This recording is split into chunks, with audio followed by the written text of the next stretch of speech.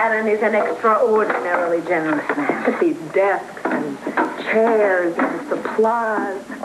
They say love brings out the best in a person. I would say that this is surefire testimony to that. Not to mention the building itself. I wonder if Pa and Cody might put some whitewash up there on that wall. May, the sound of the children's voices, their laughter will make this room brighter than sunshine. And I'd say that your smile's about the brightest bit of sunshine I've seen around here, Miss Jenny. May, I am so truly excited about this task before me, sharing all my knowledge with these darling children. Afternoon, ladies. Yes, friends, good afternoon. How are you feeling? It's fine. Good enough to help you out a little around here anyway. Oh, good. I have a task that I was hoping I could persuade you to undertake, and it requires no physical labor whatsoever. Well, you just name it and I'll just do it. I was hoping that you would help me to teach the children. But Jenny, what can I teach the kids that you can't? Science. Science? Well, didn't you take a science course in college? Yes, of course I did, but it was my weakest subject. And it is very clear to me that your knowledge in the field of science is far greater than that even of my professors. If only you would be willing to give up a few hours every week, say 2 or 3, the children would be most appreciative, as would I. Well, Jenny, I was very fortunate growing up in a house with a lot of books on a lot of different subjects, but and I was a very curious fella. Well, then, why not share the fruits of your mental labors with the children? Jenny, I'd make a lousy teacher. Oh, Buddy likes learning from you, Quinn. Well, Buddy likes learning, period. It has been my observation that you have an incredible rapport with Buddy, with all the children. You must have been a wonderful father. Oh, I do beg your pardon. I spoke without fear. No. That's quite all right. I do love kids. I don't know anything about teaching techniques, things like that. Oh, but it's really so simple. If it was so simple, you wouldn't have to go to college to learn it. How would you? I'll do any other thing I can to help you. Matter of fact, why don't I just teach you what I know, and then you can teach the kids. Are you proposing that you tutor me privately? Well, yeah. Yeah, then they'd have the benefit of my expertise and your great classroom technique. Well, that sounds like a very promising proposition there, Miss Jenny. Oh, children, do come in. Do come in. You may remove your hats and your bonnets. Boys, you may remove your hats. Oh, Mom. It's really cool. Thanks to Miss Jenny.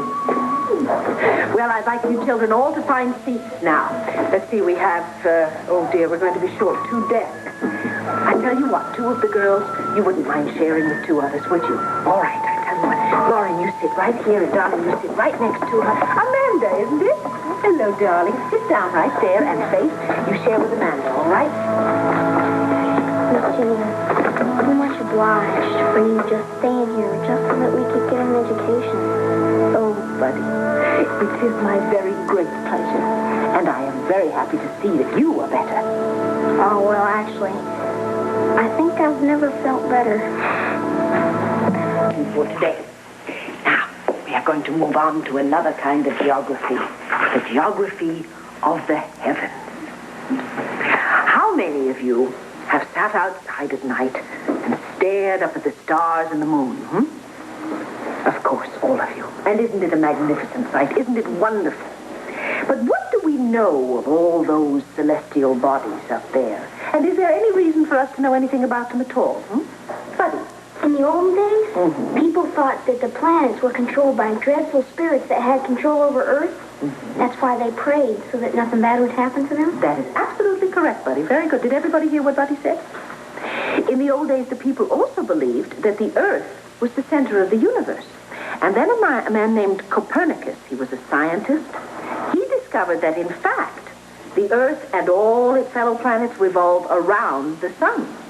And, of course, without the energy, the heat from the sun, life on this Earth would simply not exist. But now, what of all these other planets? What do we know of them? How many are there? Well, let's begin with the Earth. We know there is the Earth. How many other planets are there? There are 7, right? 8. There's 8 other planets. 8? But, you see, Neptune was discovered in 1846. Now, has there been another planet discovered in the meantime that I'm not aware of? Well, I tell you what, let's name them, and we will all count them. I might have counted wrong. Oh, could we continue this after lunch? I think all the kids are getting a little bit hungry, aren't you? Oh, my goodness, yes. I do apologize, children. My enthusiasm for teaching has superseded your stomach. Shall we all take our lunch pails and go and sit outside and enjoy the warm sunshine? Everybody have their lunch? Jenny, I'll watch that thing. You're going to stay in here. Hey, okay. Go. All the lunch. Go right outside the door. Stay on the ground. Jenny, I'm sorry I interrupted like that. No, please. It's quite all right. But did you count wrong? I don't wish to give the children information that is not accurate. Well, you know that private lesson I was talking to you about earlier? Well, maybe if you took me up on that, I could solve a lot of mysteries for you. Heaven knows. Most of what's going on in the world is a mystery to me, including the people in it.